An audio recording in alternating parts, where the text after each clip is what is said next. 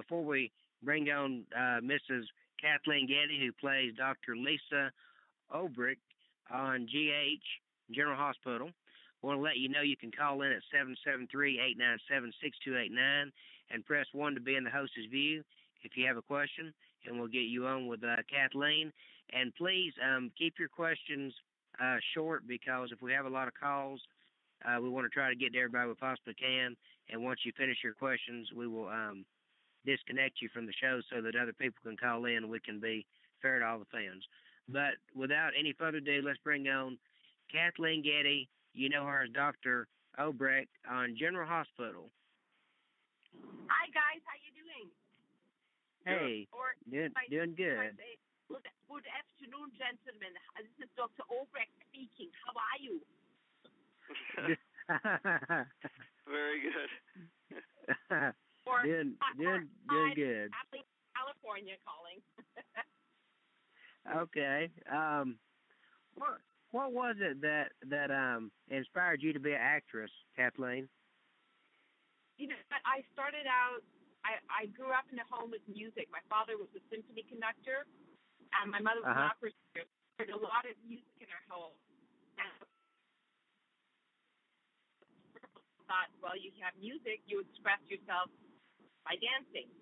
And so I did a lot of ballet. In school, I studied acting, and I just had this need to express myself. And when I found out about acting with words, it was fantastic. I just felt I didn't have the words, but I had the emotions. And when I was able to bring these two together, it felt like it really suited who I am. And I love it. I love entertaining people. That is incredible. How you just decided to combine both of them together, and it truly became your passion. Well, you know, it's interesting because they say it takes a village, but really, you have people that are brilliant writers, and then somebody who makes the film sets. If you watch the Oscars, everybody won an award. The film, the production, the clothes, the makeup. It takes a team. It takes a village to do a show, and you get an end result of all these multi-talents and passions put together, and you have entertainment. And I'm fascinated by all facets of it, but especially the acting part. Awesome. I have a question for you. You did some film work in Hungary. How was that compared to doing stuff here in the United States? Is it different?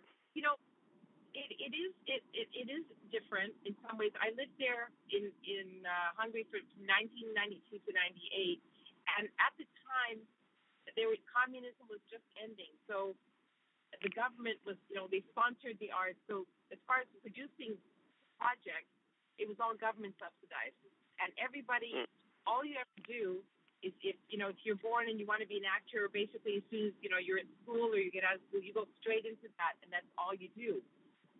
People didn't know what it's like when I went to school in New York. I put myself through school working in a butcher shop and working. And so people go straight into a theater. I mean, the government subsidized everything during that time, up until that time, and then it started to shift. So people had a different approach to working there, and that's all they knew.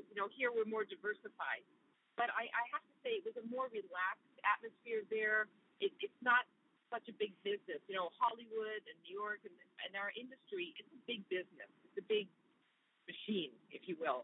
And I think in Europe it used to be, I don't know how it is now, but it used to be really an art form. And all they cared about was telling story and creating art. And they didn't worry if the film was going to make $5 or $5 billion. And they don't have the star system that we have here. Your value really is if you're a star here.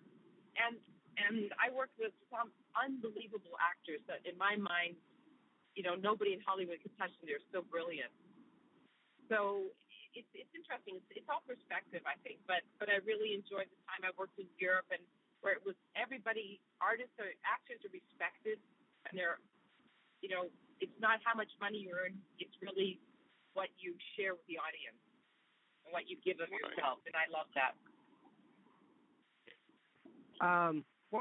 What was it like for you working on Ghost Whisperer, because Ghost Whisperer at its time was one of my favorite shows.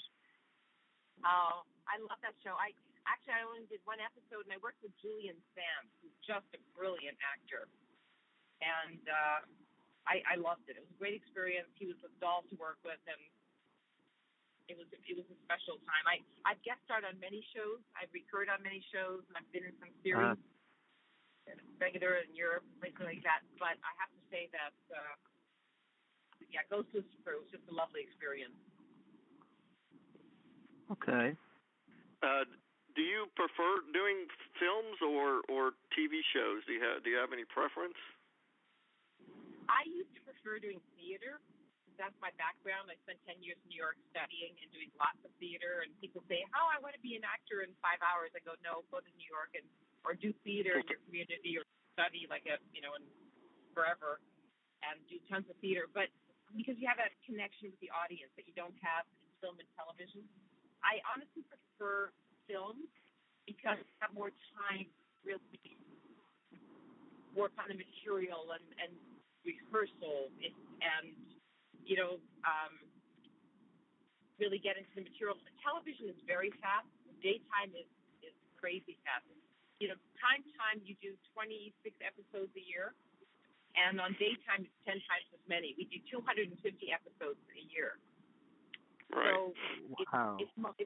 it's about quantity and volume and speed, and it's a lot of quick work and fast work and a lot of pressure and getting it done. It's fun, but it's a lot of hard work. And people think it's easy, and I go, no.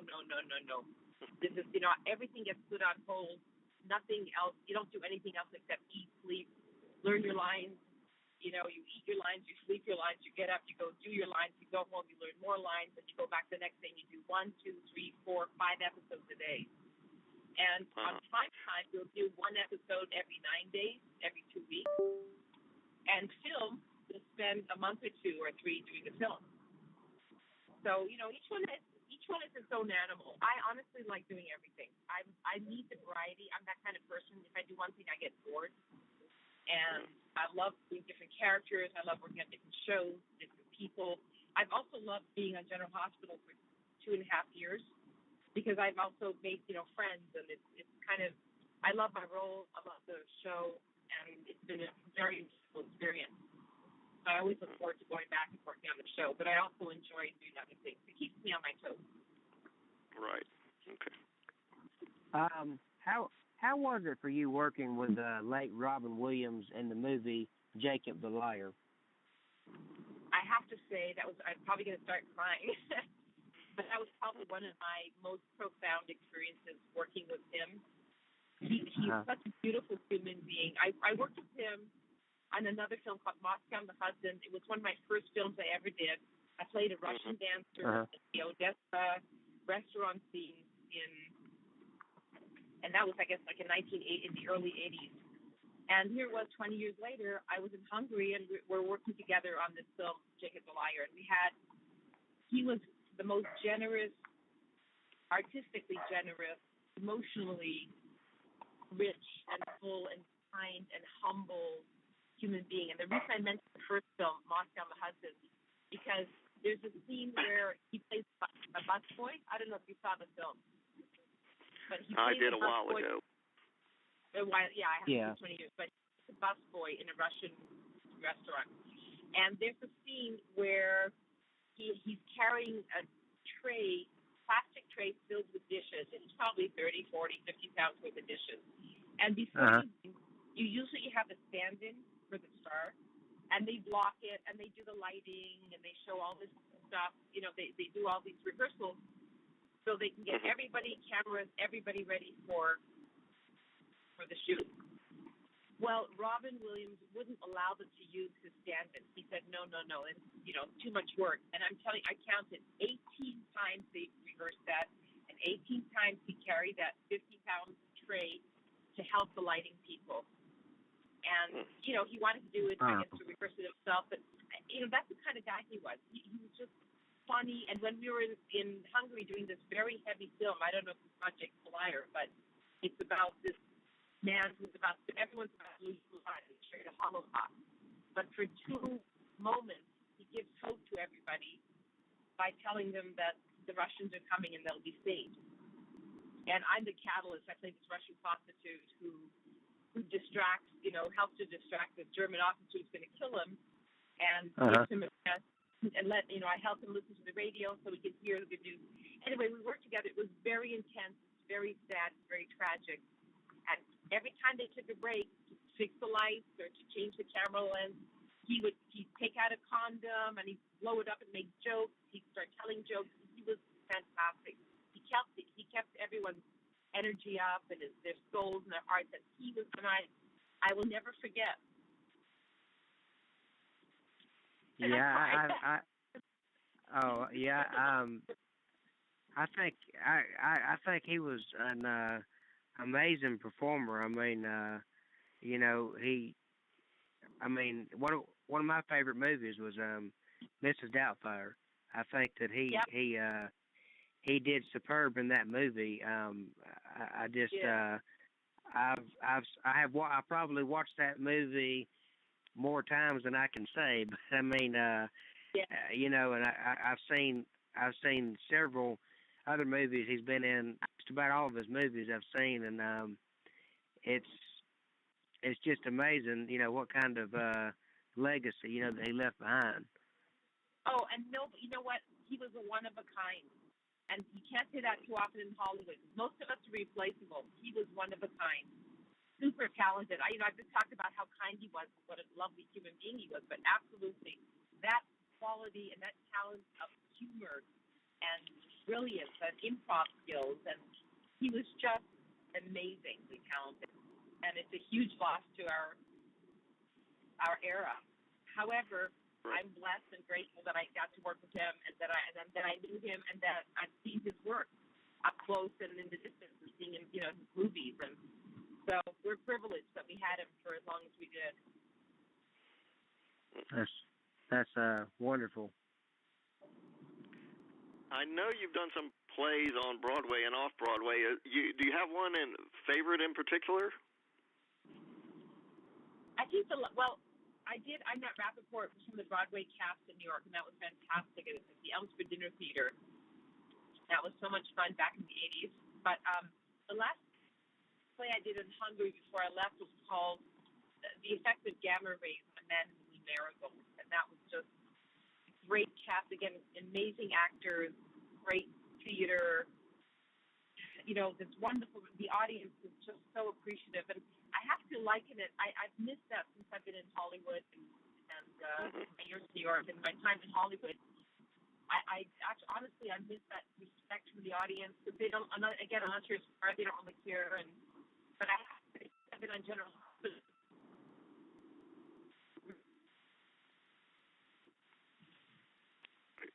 Are you there? Great. You there? You there? Yeah, something's breaking up a little bit. I don't know. Yeah. Your connection's breaking up a little bit. Okay.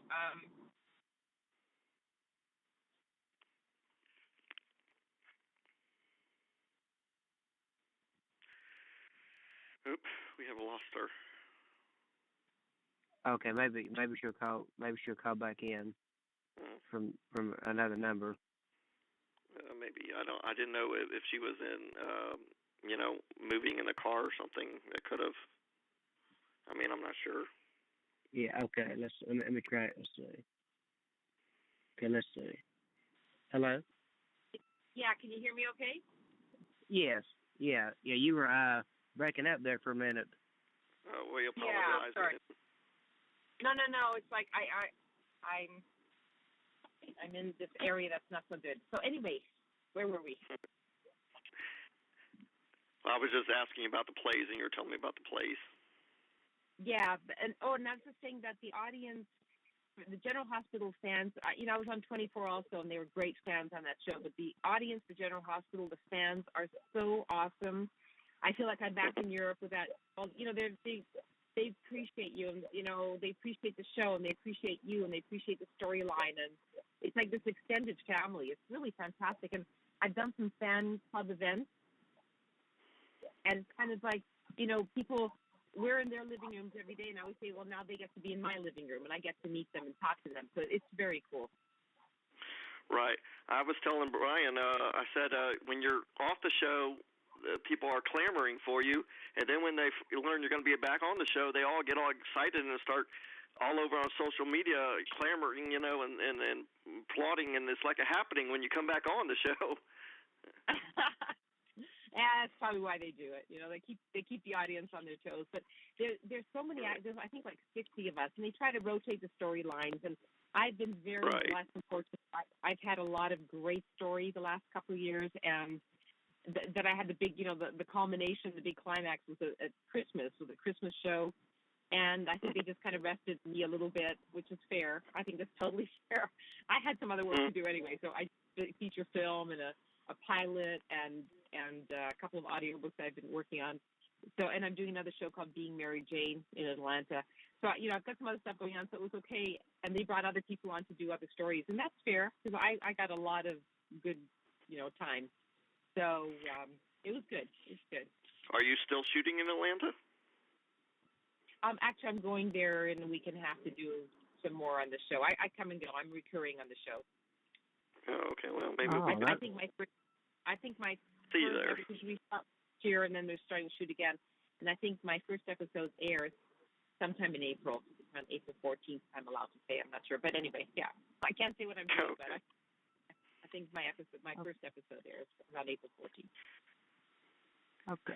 And I wanted to ask you, Kathleen, why do you think your character of Dr. Obreit is so obsessed with Faison on General Hospital? I think because they knew each other when they were young. I answered this question because I do get this question a lot, and the truth is they met in their 20s, and I think you gentlemen are in your 20s. No. No, ma'am. Well, we've all been in our 20s. Okay, we've been there or past, but they were young. First of all, she respects and admires people that are geniuses, and to her, Faison is a genius, or was a genius, a brilliant. And she was impressionable, also in her 20s. I don't know about you, but I was very impressionable, and I fell for the wrong people regularly. And I don't know about you guys. Maybe you always pick good girls, but I've always picked, good people. But I made mistakes, and she just fell in love with him, and they had a daughter.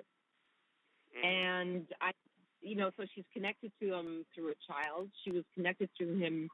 She was always crazy about him, and I think that's hard to shake. And I don't know if she's shaken him. I think when she sent him off, I think there was some realization. She's coming to realize that there are other things that are more important, like her son, like maybe she has a different future. So, and I don't know which direction the writers will take me in, or take Dr. Obreit in, if there'll be somebody else for her, or she'll go back to Faison or something. So I don't know, honestly. But I think it's that attraction, and I've been guilty of that. I fall in love with people's brains or their talents instead of their hearts and their souls and their, warmth. So yeah. That was one of my questions was if Dr. Obreit had another love interest, who would it be, or do you know an actor that you would like to play that role? No, I don't. Either somebody new on the show or somebody, there's a lot of really nice guys on the show that are talented, but I don't. People are like, "What about your son?" I'm going, "He's my son. He could be my grandson. So what do you want to?" And he's a really nice guy, right? But I love Ian Buchanan, who I know was on your show. I adore him. I love working with him. People have said that before, but yes, he was really awesome. Fun.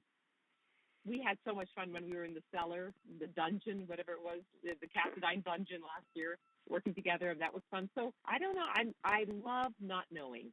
To me, it's like reading a good book. And every time I get a script, I'm like, I don't want to know the storyline. They're like, do you want to know what's coming up? No, I don't. Surprise me. And every time I get a script that I'm working on, it's a surprise. So I don't like spoilers as much as I don't like giving spoilers to everybody else, because I think that's the point. The whole idea is to be surprised, something fun. Yeah, that's true. Maybe they'll surprise me and give you some guys. I wanted to congratulate you on your performance at the nurses' ball last year and also the GH Christmas party. I think you were just magnificent in your performance, and I think you did great on the singing at the nurses' ball, and then at the Christmas party with the little kids, with Cameron and Spencer and Emma and Jocelyn. I know you kind of frightened them, in the scene, but I thought that was good. Oh, I tell you, it's so funny because before they said we're going to give a briefing to the kids so they don't get scared, and I said, you know what? Let me go talk to them too. So I went to talk to a room full of kids. Some were the main characters, some of them were the extras or the background. Those kids, they were they were like, well, we're not scared. We know you. We don't care. You're fine. They were more cool. I was worried, scared, because I thought it was pretty creepy what I was doing. They're like, nah, this is fun. They were so chill. Yeah. I thought, wow, I'm more uptight at my age than they are at their 8-year-olds, But they were totally cool. And you know what? When I get to sing and dance and tell stories, theatrically, if you will, I'm just, that's my training, my background. And it's an extra bonus for me that I get to do that. It's really, I just get so excited. My husband's like, I've never seen you this happy. You're singing and dancing. And I'm like, I am. It's an extra treat. Actually, I was going to touch on that singing. I think you're wonderful. Do you have any plans or are there any thoughts of maybe you putting out a CD or an album or whatever they call it these days? I do. Yeah, really. A record, an LP? No, it's a CD. I actually have a couple of songs on iTunes. I think they posted the Willkommen from the Cabaret, from the Nurses' Ball, and You Are Always on My Mind. They put that on iTunes. And it's for me, it's a time question because I'm doing so many other things that if I have time, I do plan to do, an album, maybe a Christmas album, maybe a regular one. I've just got plans and songs selected. It's just a question of time, getting it done. Right. But I do it. There's so many requests for it, and that makes me so happy because I never, my mom was a singer and my father, because of all the music, that was, I really wanted that path, but they didn't want me to be a musician. They said it's a really difficult path. But I studied singing, and most of my work was dance and then acting. But I did some musicals, and I did some singing, and I did some cabaret shows in my younger days in New York. And I did some musicals in Hungary until the early 90s. So, really it's been about 15 years that I didn't do that, or 16 years. And then General Hospital asked me to sing in a karaoke thing. And then they were like, oh, she can sing. And I'm like, oh, they think I can sing. Then they gave me some more to sing. Oh, I got to sing again. So it was such a gift. And now I'm back singing and practicing and keeping my voice ready in case they need me again. I mean, it's just fun, and singing, they say it's really healthy for you, too. So I'm just grateful I get to use, my mother always said, you use everything you learn. I always tell people, young kids, study everything, and one day you're going to use it. You just will. Well, I was telling Brian, I said, I don't know what she would sing, but I said, I think she should do a Christmas album. That's what I was telling Brian. I thought you would. Yeah, that's kind of the first, that's to the top of my list, honestly. Oh. So if you have any song ideas that you think, you like, send them to me. I have a long list. It's probably already on my list, but if you have something traditional old world songs. Yeah, me too. I actually remember when before One Life to Live and All My Children got canceled, I actually had both of the CDs that ABC put out, the Holiday Affair and the Love Affair that had all the stars from General Hospital and One Life to Live and All My Children, to combine and sing and stuff. And I just think that's awesome because, Rick Hurst sung on there, and Sonia Eddy sung, and Kristen Alderson, and David Canary, and Bobby Eakes, and there was a lot of them that just joined together and sung and everything, and that would be great if General Hospital could release a Christmas album or something, different stars singing, or even just a regular album of them singing. That's great. Yeah. Ask them to do that. They might do it. Yeah, that would be cool. How is it for you playing on screen opposite Donna Mills, aka Madeline, as your sister? Love her. Oh my God, we have so much fun. she is a riot, and she's fantastic. She's so smart, and she's funny, and we get along. I mean, when I first saw her, I ran up to her, gave a big hug. I said, "Hi, sister." I think I scared the shit out of her, but no, she's really fun. We did those prison scenes, and that was like one of the most fun things I've done with her. We had a blast. Yeah, I actually remember her on Knox Landing, and she was awesome on there, and she's just a legend in her own mind, and I mean she's awesome, I mean, because she's done a lot, Yeah. Oh, she's just fantastic. I hope I get to work with her again. Love her. How much input do you have into your role? Do you get to suggest things or change any of the dialogue, or do you just basically have to do what you're, I guess, told? I don't. I gratefully and gladly do what I'm told because the writing is perfect for my character. Okay. I don't think it can be better written.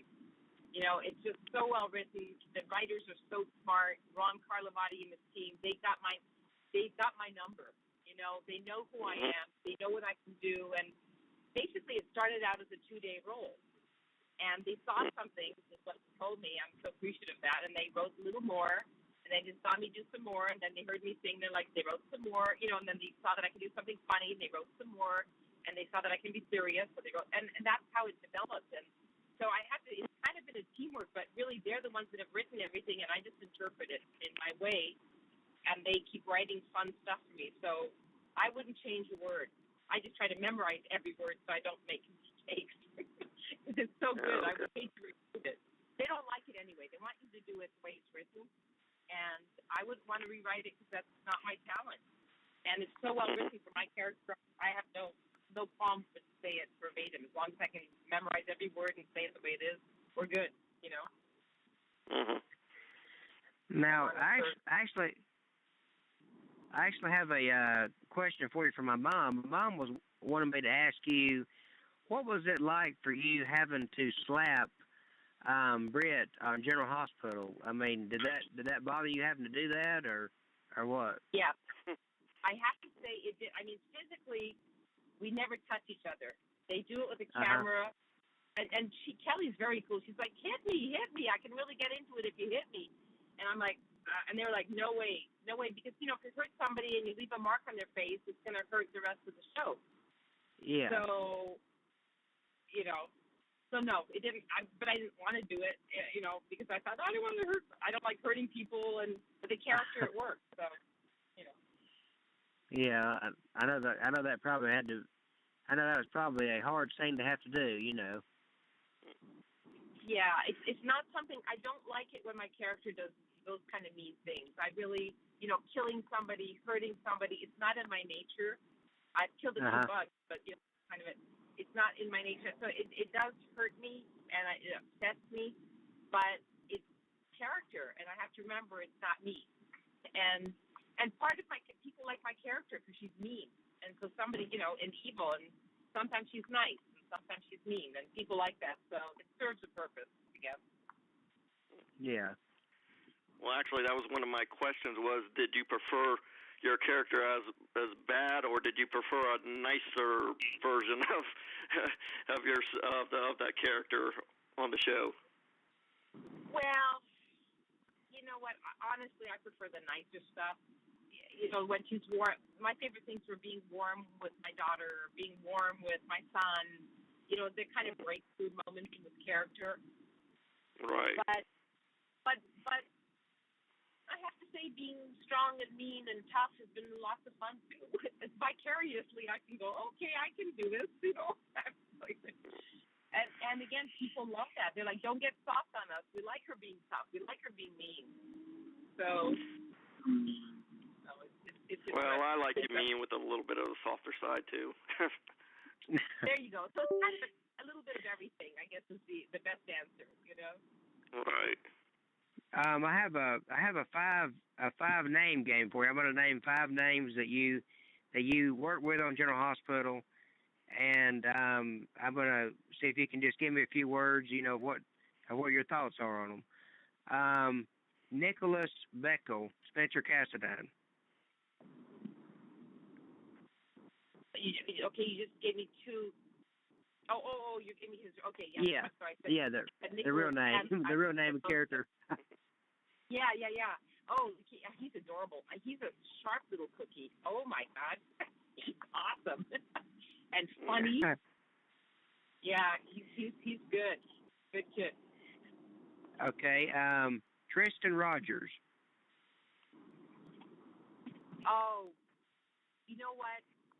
I worked with him first. He was one of the first actors I worked with. But when was that? 2.5 years ago or something? And I had to stab him. And I felt so bad because basically I'm going to put him in a coma, and then he didn't work for a year. Oh. And it wasn't my fault. I just was the catalyst. I was, that's what I was doing. And I remember he was mad at me. He said, "Why would you do that to me?" I'm like, I don't want to do this. This is my job. So, but he's a great guy. I've seen him since then, and we're friends actually. We keep in touch, and I'm happy for him. He's got a good job on the other show, and it's all good. Great guy. Love him. He's funny guy. Okay, the third name is your on-screen arch enemy, should I say, Finola Hughes. She is fun to work with. Oh my gosh, she's bright, sharp. I think she's really strong, good actress, and it's very good. We have like really good, repartee. We can go back and forth, and she likes it. She likes the challenge as much as I do. She likes rehearsing. She likes working together. She's great to work with, and the characters have such a great time going at it.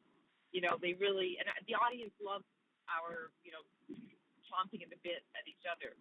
And we've had some really good dueling times where she gets the upper hand, I get the upper hand. I'm up, I'm down. She's up. It's a lot of fun. I think it's a good teaming up. I think those two characters. Yeah, I think y'all have great chemistry together. I mean, I think y'all work very, very well together on General Hospital. Oh, thank you. You're very welcome. The fourth name is, so now I hope I pronounce this right, Sebastian Roach, who plays Jerry Jacks. Oh, Sebastian Roche. He is, talk about somebody who's smart. That guy is brilliant. He can talk faster than I can, and I talk sometimes really fast. He's a fast talker. He's a good guy, talented, funny. He's always got stories. I'm pretty boring. I go to the set. I'm working on my lines to the, last second. I get out there. I do my work. I go hide in my room. I work some more. He comes out. He's got stories. He's telling people and talking, and I'm like, it's so much fun. Great guy. Okay, and the last name for you is Constance Towers. Oh, I love her. Okay, you know what? I would say, don't tell anybody this except her. I think she's my favorite. She's my favorite little sister. Nobody, don't tell anybody. Nobody tell, because working with her, she is great. I mean, I would say, Robin Williams, Constance Towers, I would put in the same category.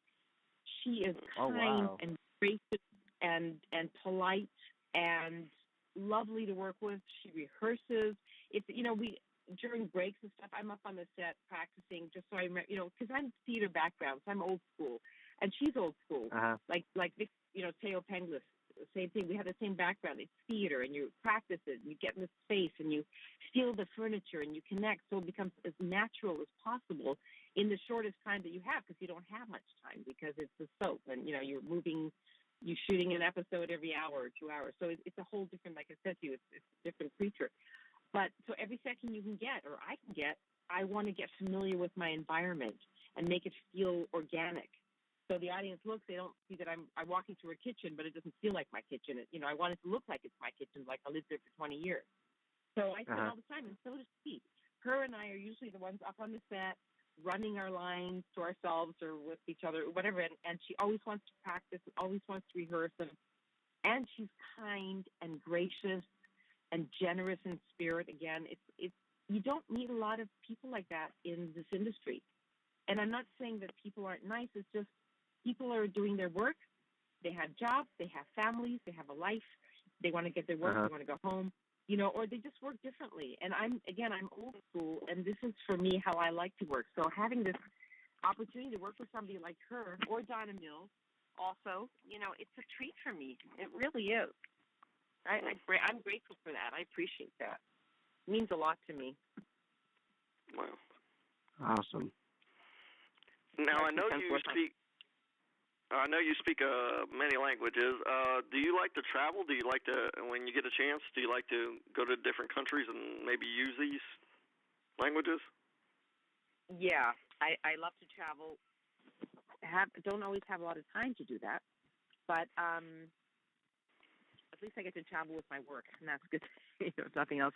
But yeah, my parents are Hungarian, so I speak Hungarian because that's my first language. And then, even though I was born in Canada, but basically they came out from Hungary, and then I plopped out, and that was our first language we spoke at home. And then English, and then I studied French and Spanish in school, and somehow retained pretty much everything I learned, which was great, and used it a lot. And I wanted to be a Russian ballerina with the Bolshoi, so my mother said, well, you better study Russian. And, of course, I never became a ballerina in the Bolshoi Ballet, but I have used the Russian, and I've gotten a lot of television roles because I speak Russian. And also I do accents because I used to make fun of my poor parents who have these thick Eastern European accents. So I do a lot of Russian, Hungarian, German on this show, Swiss German on General Hospital, Iranian, accents, different things. So yes, I speak Hungarian, English, Spanish, French, and Russian, and a little German, and a little Italian, and some other things, if I need to. It depends. Where's Dr. Obreit supposed to be from? Is she? She is from Basel, I believe, in Switzerland, but with German background, like a Swiss German background. That's why I would say the accent's not quite Swiss. It's not quite Swiss. It's not quite German. It's something in between, sort of like right. And I think she's very educated, so she spent some time in England, probably studying, and spent time in Switzerland studying, and so it's a slight British accent. It's kind of a combination. So right. I created this accent that's not quite German, not quite English, British, sort of an in-between something. Right. Any idea if Jason will ever get along with Dr. Obreit? Dr. Drake? Actually, Jason Morgan, because I know he has that bill he hasn't paid off yet to the hospital. Oh, I'm sorry. I only know him as Jake. I don't think I know the real. Yeah. Oh, yeah, that's right, Jake. I'm sorry, yeah, Jake. Yeah, sorry. I think it's Jason Thompson. It was Patrick. Yeah. If they get along, I don't know. That's a good question. Not until he pays his bill. That's for sure. Yeah. Yeah, I don't want Dr. O on me either. I'm going to pay my bill, too, when I get back. Right? Better. Yeah. I got a question for you. Can you actually do your Dr. O voice and, like, say, the Rascal Lounge or whatever in your Dr. Obreit voice? What would you like me to say? Rascal Lounge?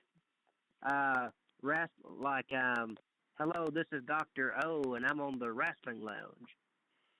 Oh, hello, yes, hello. How are you? Hello, Brian and Harris. Hello, this is Dr. Liesl Obreit or Kathleen Gati, and I'm on the wrestling show, which I know a little bit about wrestling. The Wrestling Lounge. Why are you wrestling the lounge? Actually, did you guys watch Foxcatcher? We watch